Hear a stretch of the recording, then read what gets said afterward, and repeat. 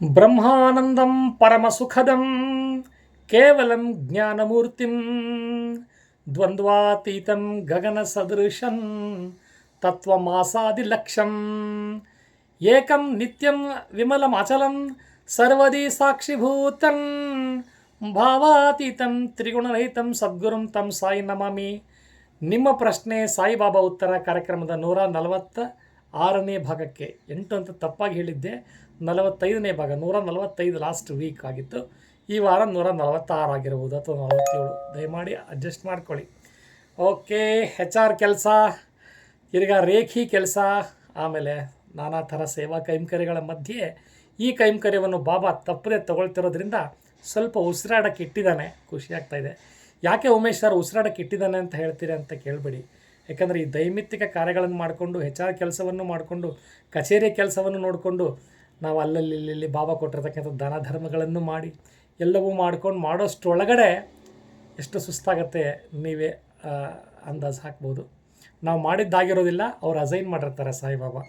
Okay, ಇಲ್ಲಿ ನೋಡಿ ನಿಮ್ಮ ಪ್ರಶ್ನೆ ಸಾಯಿ ಉತ್ತರ.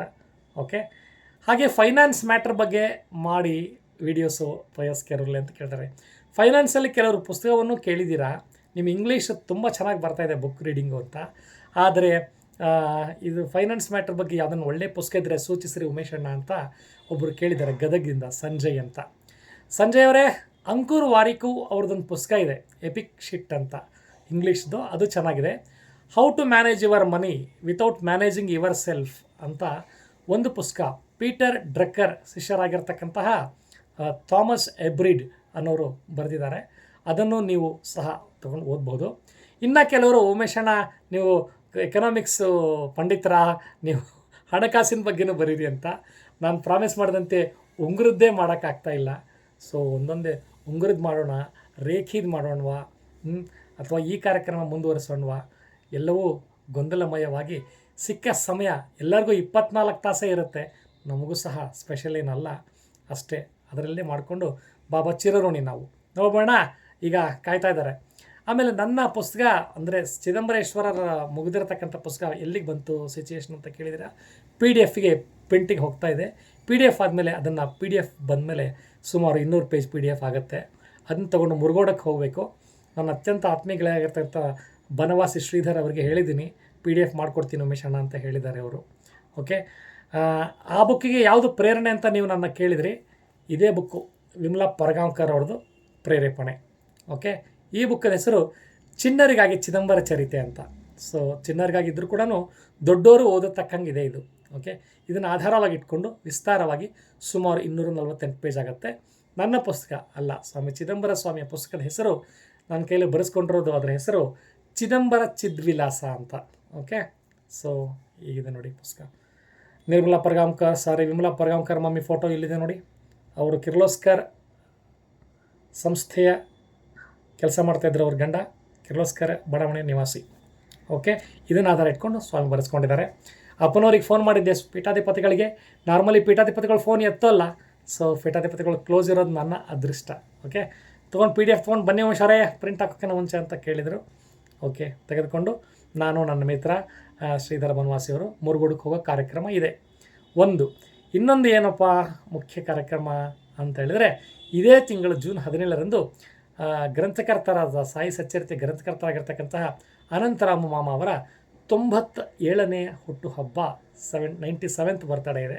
ಸೊ ಅದರಿಂದ ಅನೇಕ ಕಾರ್ಯಕ್ರಮಗಳನ್ನು ಹಮ್ಮಿಕೊಳ್ಳಲು ಬಾಬಾರವರ ಅಪ್ಪಣೆ ಆಗ್ತಾಯಿದೆ. ಎಂದಿನಂತೆ ಕೇಕ್ ತೆಗೆದುಕೊಂಡು ನಾವೆಲ್ಲರೂ ಅವ್ರ ಮನೆಗೆ ಹೋಗೋಣ, ಸಂಭ್ರಮಿಸಿ ಅಂತ ಹೇಳಬೇಕು. ಒಂದು ಯಲಹಂಕದಲ್ಲಿ ಒಂದು ಮಂದಿರವನ್ನು ನಿರ್ಮಾಣ ಮಾಡ್ತಾ ಇದ್ದಾರೆ. ಸೊ ಆ ನಿರ್ಮಾಣಕ್ಕೆ ಇನ್ವಿಟೇಷನ್ ಬಂದಿತ್ತು. ನನಗೆ ಕಾರಣಾಂತರಗಳಿಂದ ಹೋಗೋಕ್ಕೆ ಆಗಿರಲಿಲ್ಲ. ಇವತ್ತು ಯಾರು ಕೇಳಿದ್ದಾರೆ ನೋಡ್ಬಿಡೋಣ. ಸೊ ನಾಗರಾಜ್ ಅವರು ಕೇಳಿದ್ದಾರೆ, ಊರ ಹೆಸರು ಹೇಳಬೇಕು ನಾಗರಾಜ್.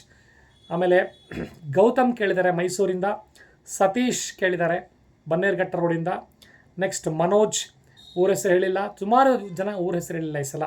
ಸುಮಲತಾ ಕೇಳಿದ್ದಾರೆ, ಸೌಂದರ್ಯ ಕೇಳಿದ್ದಾರೆ, ಪ್ರಕಾಶ್ ಕೇಳಿದ್ದಾರೆ, ನೆಕ್ಸ್ಟ್ ಯಶವಂತ್ ಕೇಳಿದ್ದಾನೆ, ನಾಗರಾಜ್ ಕೇಳಿದ್ದಾರೆ. ಸೊ ಹಾಗೆ ರಕ್ಷಿತಾ ಕೇಳಿದ್ದಾರೆ. ಸೊ ಇವ್ರದ್ದೆಲ್ಲರೂ ಏನೇನು ಕೇಳಿದ್ದಾರೆ ಕೇಳಿಬಿಟ್ರು ನಾವು ಮುಂದಿನ ಪ್ರೋಗ್ರಾಮನ್ನು ನೋಡೋಣ. ಸೊ ಗೌತಮ್ 28 ಕೇಳಿದ್ದಾನೆ. ಗೌತಮ್ ಪ್ರಶ್ನೆ ನಿನ್ನಲ್ಲೇ ಇದೆ. ನಿನ್ನಷ್ಟೇ ಕುತೂಹಲ ನನಗೂ ಸಹ ಇದೆ ಗೌತಮ್. ಸೊ ಊರ ಹೆಸರು ಬರೀಬೇಕು ಗೌತಮ್ ಅವರೇ. 28ಕ್ಕೆ ಬಾಬಾ ಏನು ಹೇಳ್ತಾ ಇದ್ದಾರೆ ನೋಡೋಣ. ಸಮಸ್ಯೆ ನಿಮ್ಮಲ್ಲಿ, ಉತ್ತರ ಬಾಬಾನಲ್ಲಿ. 28ಕ್ಕೆ ಬಾಬಾ ಹೇಳ್ತಾ ಇದ್ದಾರೆ, ಸಾಯಿಬಾಬಾ ಜೀವನ ಚರಿತ್ರೆನ ಪಠಣ ಮಾಡಿ, ನಿಮ್ಮ ಕಷ್ಟ ತೊಲಗುವುದು ಅಂತ ಬರ್ತಾ ಇದೆ ಗೌತಮ್ ಅವರೇ. ನೆಕ್ಸ್ಟ್ ಮನೋಜ್ ಅವರು 21 ಕೇಳಿದ್ದಾರೆ. ಮನೋಜ್, ಸಮಸ್ಯೆ ನಿನ್ನಲ್ಲೇ ಇದೆ, ಆನಂದದಿಂದ ನನ್ನ ಚರಿತ್ರೆ ಪಠಣ ಮಾಡು, ಆಗ ನನ್ನ ಪವಾಡವನ್ನು ನೋಡು ಅಂತ ಹೇಳ್ತಾ ಇದ್ದಾರೆ ಬಾಬಾ ಮನೋಜ್ ಅವರೇ. ನೆಕ್ಸ್ಟ್ ಸುಮಲತಾ ಅವರು 60 ಕೇಳಿದ್ದಾರೆ. 60 ನಂಗೆ ತುಂಬ ತಲೆನೋವು ಗುರುಜಿ ಅಂತ ಹೇಳ್ತಾ ಇದ್ದಾರೆ. ತಲೆನೋವು ಗುರುಜಿ ಅಂತ ಹೇಳಬೇಡಿ, ಗುರುಜಿ ಅಲ್ಲ ನಾನು, ನಿಮ್ಮ ಅಣ್ಣ ಅಥವಾ ತಮ್ಮ. ಸೊ 60ರಲ್ಲಿ ಸಮಸ್ಯೆಯನ್ನು ಬರಿಬೇಡಿ, ಆದರೂ ಬರೆದಿದ್ದೀರಿ ಒಂದ್ಸಲ ವಾಟ್ಸಪ್ಪಲ್ಲಿ, ಇಟ್ಸ್ ಓಕೆ. 60ರಲ್ಲಿ ಬಾಬಾ ಏನು ಹೇಳ್ತಾ ಇದ್ದಾರೆ ಅಂದರೆ, ಸುಂದರಕಾಂಡ ಮೀರಿದ ಮಂತ್ರವು ಸೃಷ್ಟಿಯಲ್ಲೇ ಇಲ್ಲ, ಸೊ ಅದನ್ನು ನಿತ್ಯ ಪಠಣ ಮಾಡು, ನಿಮ್ಮ ಸರ್ವ ದರಿದ್ರಗಳು ತೊಲಗುವವು ಅಂತ ಬರ್ತಾ ಇದೆ.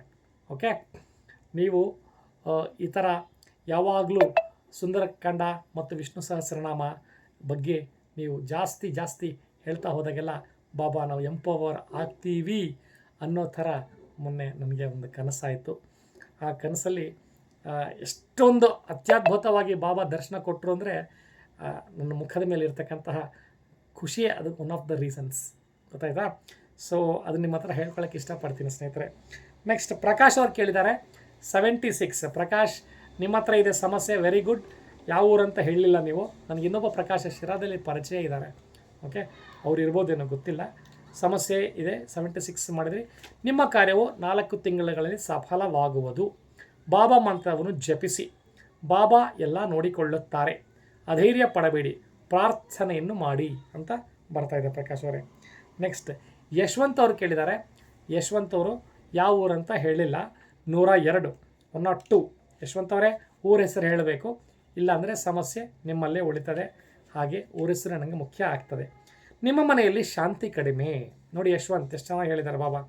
ಅದಕ್ಕಾಗಿ ವಿಷ್ಣು ಸಹಸ್ರನಾಮ ಪಠಣವನ್ನು ಮಾಡು. ಬಂತು ನೋಡಿ, 5 ವಿಷ್ಣು ಸಹಸ್ರನಾಮ 6 ಸುಂದರಕಾಂಡ, 2 ಬಾಬನಿಗೆ ತುಂಬ ಇಷ್ಟ.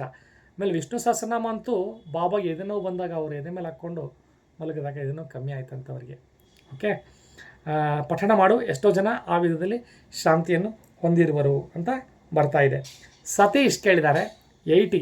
ಸತೀಶ್, ಸಮಸ್ಯೆ ನಿಮ್ಮಲ್ಲೇ ಇದೆ, ಪ್ರಶ್ನೆ 80. ಬಾಬಾ ಏನು ಹೇಳ್ತಾ ಇದ್ದಾರೆ ನೋಡೋಣ. ನಿನ್ನ ಅನುಭೂತಿಯ ಪ್ರಕಾರ ವ್ಯಾಪಾರ ರಂಗದಲ್ಲಿ ಶುಭ ಉಂಟಾಗುತ್ತದೆ, ತಾಳ್ಮೆಯೊಂದು ಇಟ್ಟುಕೊಳ್ಳಬೇಕು. ಸಾಯಿರಾಮ್ ಮಹಾಮಂತ್ರವನ್ನು ಎಡಬಡದೆ ಜಪಿಸು, ಬಾಬಾರ ಅನುಗ್ರಹವನ್ನು ಹೊಂದುತ್ತಿ ಅಂತ ಬರ್ತಾ ಇದೆ. ಸೊ ಇಷ್ಟು ಜನರು ಕೇಳಿದ್ದಾರೆ. ಸೊ ರೆಗ್ಯುಲರ್ ವ್ಯೂವರ್ಸು ಯಾಕೋ ಸ್ಟಾಪ್ ಮಾಡಿದ್ದಾರೆ. ಪ್ರತಿಮಾ ವೆಂಕಟೇಶ್ ಸಮಸ್ಯೆ ಕೇಳಿಲ್ಲ. ಸೊ ಪ್ರತಿಮಾ ಅವರೇ ಚೆನ್ನಾಗಿದ್ದೀರಿ ಅಂತ ಅಂದ್ಕೊಂಡಿದ್ದೀನಿ. ಹಾಗೆ ಪಾಪ ಸವಿತಮ್ಮ ಅವರು ಕೇಳಿದರು, ಅಣ್ಣ ಹೇಗೆ ನಿಮ್ಮ HR ಕೆಲಸದ ಮಧ್ಯೆ ನಮ್ಮ ಮರೆತೇ ಬಿಟ್ರಿ ಅಂತ. ಇಲ್ಲಮ್ಮ, ಯಾರನ್ನೂ ಮರೆಯೋಕ್ಕೆ ಬಾಬಾ ಹಚ್ಚಲ್ಲ. ಸೊ ಕೆಲಸವನ್ನು ನೋಡಬೇಕಲ್ಲ, ಅದರಿಂದ ರೇಖಿ ಪೇಷಂಟ್ಸು ಜಾಸ್ತಿ ಆಗಿರೋದ್ರಿಂದ ಕೆಲವು ಕಡೆಗೆಲ್ಲ ಸ್ಥಗಿತಗೊಳ್ತಾ ಇದೆ ನಾವು ಮಾಡ್ತಕ್ಕಂಥ ಕೆಲಸಗಳು. ಓಕೆ, ಆನಂದಕ್ಕೆ ಪದಾರ್ಥ ತುಂಬ ಚೆನ್ನಾಗಿ ಬಂತು ಉಮೇಶಣ್ಣ. ಆಮೇಲೆ ದತ್ತನ ನೆನೆ ಮನವೇ ತುಂಬ ಚೆನ್ನಾಗಿ ಹಾಡಿದಿರಿ ಅಂತ ಹೇಳ್ತಾ ಇದ್ದೀರಿ. ಇನ್ನು ಕೆಲವು ವ್ಯೂವರ್ಸು ಏನು ಹೇಳಿದ್ರಿ, ಇಂಗ್ಲೀಷ್ ವರ್ಷನ್ಸ್ ಮುಂದುವರಿಸಿ ಪುಸ್ತಕ, ಹಾಗೆ ಕನ್ನಡದ್ದು ಕಾರ್ಯಕ್ರಮ ಸ್ಟಾರ್ಟ್ ಮಾಡಿ ಅಂತ. ಇಂಗ್ಲೀಷ್ 10 ಆಗಲಿ, ಪುಸ್ತಕ ಪರಿಚಯ ವರ್ಷನ್ಸು ಆಮೇಲೆ ಮಾಡೋಣ. ಉಂಗುರದ ಮುಂದಕ್ಕೆ ಹೋಗ್ತಾ ಇದೆಯಲ್ಲ ಉಮೇಶಣ್ಣ, ಯಾಕೆ ಅಂತ ನೋಡೋಣ. ಸೊ ದಯಮಾಡಿ ಕ್ಷಮಿಸಿ, ಉಂಗುರದ್ದು 2-3 ಎಪಿಸೋಡ್ ಹೇಳಲು ಮುಗ್ಸೋಕ್ಕಾಗಲ್ಲ. ಮೊನ್ನೆ ಯಾರೋ ನಜರ್ ಉಂಗುರ ಮತ್ತೆ ಒಂದು ಸಲ ತೋರಿಸಿ ಉಮೇಶಣ್ಣ ಅಂತ ಕೇಳಿದರು, ಅವ್ರಿಗೋಸ್ಕರ ತೋರಿಸ್ತಾ ಇದ್ದೀನಿ ನೋಡಿ. ಇದೆ ನಜರ್ಗೋಸ್ಕರ. ಕೆಲವರು ಫೇಸ್ಬುಕ್ಕಲ್ಲೆಲ್ಲ ಫೋಟೋ ಹಾಕೋದ್ರಿಂದ ವಾಂತಿ ಬರೋದು, ಜ್ವರ ಆರಾಮಿಲ್ದಾಗ ಆಗ್ತಾಯಿದೆ, ಅದಕ್ಕೋಸ್ಕರ ಹಾಕೋದು ನಿಲ್ಲಿಸಿದ್ದೀನಿ. ಯಾವುದೇ ನಜರ್ ತಾಕಬಾರ್ದು. ಭಕ್ತರಿಗೆ ಯಾವ ನಜರ್ ಇರಲ್ಲ, ಆದರೂ ಕೂಡ ನಜರಿಗೆ ಒಬ್ಬರು ಹಕೀಮರು MG ರೋಡಲ್ಲಿ ಕೊಟ್ಟಿದ್ದಾರೆ.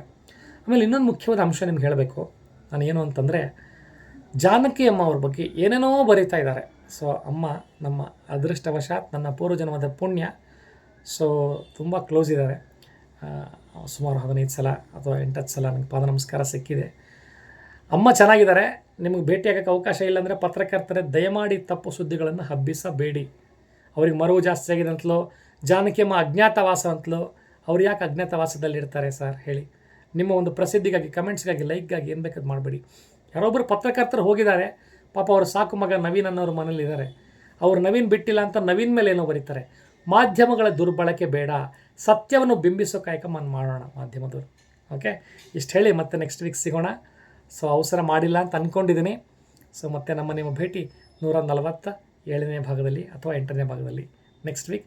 ಮತ್ತು ಇಂಗ್ಲೀಷಿಂದು ಮಧ್ಯ ಸೋಮವಾರ ಮಾಡೋಕ್ಕೆ ಟ್ರೈ ಮಾಡ್ತೀನಿ ಕೆಲಸದ ಮಧ್ಯೆ. Please take care of your health. ನಾನು ಹೇಳಿದ್ದೀನಿ ಅಂಶ ಗೊತ್ತಿಲ್ಲ, ಡೇಟ್ ಪ್ರಕಾರ ನಮ್ಮ ತಂದೆ ಕೆ ರಮೇಶ್ ಭಟ್ ಅವರು ಕಾಲವಾದಂಥ ದಿವಸ ಇವತ್ತು 9th of August, July 1998 liver ಸಿರೋಸಿಸಿಂದ ಪಾಪ ತೀರ್ಕೊಂಡ್ರು. ಅವರಿದ್ದಿದ್ರೆ 83 ಆಗಿರೋದು. ಓಕೆ, 28 ವರ್ಷ ಆಯಿತು ಅವ್ರನ್ನ ಕಳ್ಕೊಂಡು. ಎಸ್, ಅವರು ತೀರ್ಕೊಂಡಾಗ ಕೇವಲ 54 ವರ್ಷ.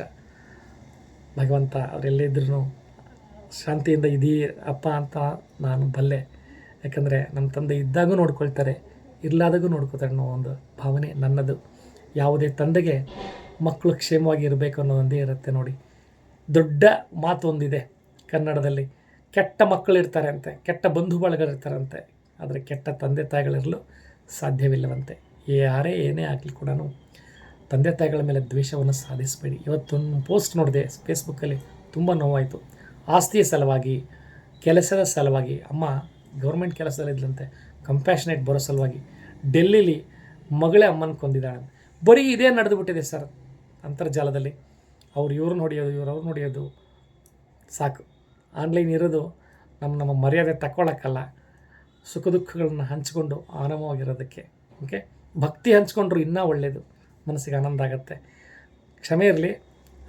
ಅನ್ಯ ವಿಚಾರಗಳ ಬಗ್ಗೆ ಹೇಳಿದ ಉಂಗ್ರದ ಬಗ್ಗೆ ಮುಂದೆ ಹೋಗ್ತಾ ಇದೆ. ಓಕೆ, ಖಂಡಿತ ಮಾಡೋಣ.